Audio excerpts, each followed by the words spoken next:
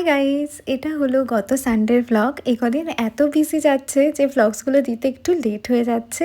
তো আজকে আমার অনেক অনেক কাজ আছে, বাট আজকে আমার মনটা ভীষণ ভালো আছে, কারণ আজকে অনেক দিন পর আমাদের বাড়িতে মাটন হয়েছে। আর মা তো লাঞ্চের থালিটা খুব সুন্দর করে সাজিয়ে দিয়েছে।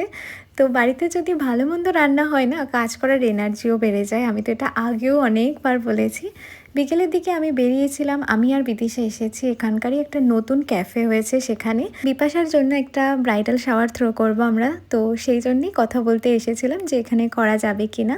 আর এখানকার অ্যাম্বিয়েন্সটা না আমার তো বেশ ভালো লেগেছে, তো এখানে আসতে হবে একদিন। বিদিশাকে এখান থেকে বাই বলে দিলাম। এটা হলো সেই নিউ ক্যাফেটা যেখানে আমরা কথা বলতে এসেছিলাম। তো এরপরে আমরা চলে গেলাম একটু চা খেতে, কারণ সন্ধেটা বাইরেই কেটে গেছে, তো চা খাওয়া হয়নি। মাঝে আরও কয়েকটা কাজ ছিল, সেগুলো মিটিয়ে নিয়েছি।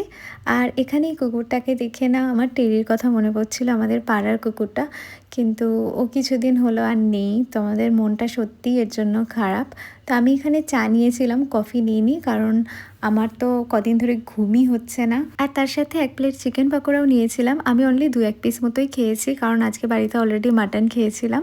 তারপরে চলে আসলাম খাদি মেলাতে। এখানে বাবা মা অলরেডি ছিল, বাবা মারও বাজারে কয়েকটা কাজ ছিল, সেগুলো মিটিয়ে এখানে এসেছে। আর মেলাটা না ভীষণই সুন্দর, এখানে খুব সুন্দর সুন্দর শাড়ি, ব্যাগ, জুতো অনেক কিছু পাওয়া যাচ্ছিল।